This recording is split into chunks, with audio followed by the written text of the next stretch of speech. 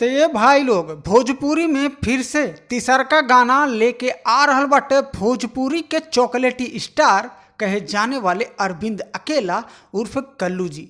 तो भाई लोग इन दिनों दो गाना दे चुके हैं और दो गाना एकदम हिट ही चल रहा है, ट्रेंडिंग में चल रहा है गाना। तो आज के इस वीडियो में आप सभी को बताने वाला हूं कि भोजपुरी के चॉकलेटी स्टार कहे जाने वाले कल्लू जी और शिवानी सिंह के आवाज़ में फिर से एगो नया गाना के अपडेट आ गई बा। तो भाई कुछ ही घंटे पहले गाना के पोस्टर रिलीज भइल गई है। तो हाई पोस्टर वा स्क्रीनिया पे देख ल लोगन। जौने गाना के टाइटल है भैया सैयों डाली देवरो डाली। जी हाँ, होली के ब्लास्ट सॉन्ग कल्लू जी और शिवानी सिंह के आवाज़ में सैयों डाली देवरो डालो। और इस वीडियो में कल्लू जी के साथ में फैड करते नजर आने वाली हैं रक्षा गुप्ता।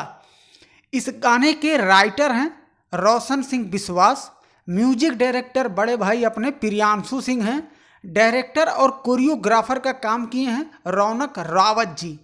तो भाई तैयार हो जाओ, बहुत जल्द आप सभी के बीच में इस गाने को लॉन्च किया जाएगा।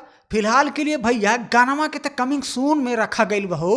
और जब भी गाना के लॉन्च करल जाई AR music record YouTube channel बा, वहीं पे गाना के ब्लास्ट करल जाई। अब बने रही चैनलवा पे, बहुत जल्द आप सबके गाना के फुल अपडेट हमारे चैनल के माध्यम से आप सब तक पहुंच जाए।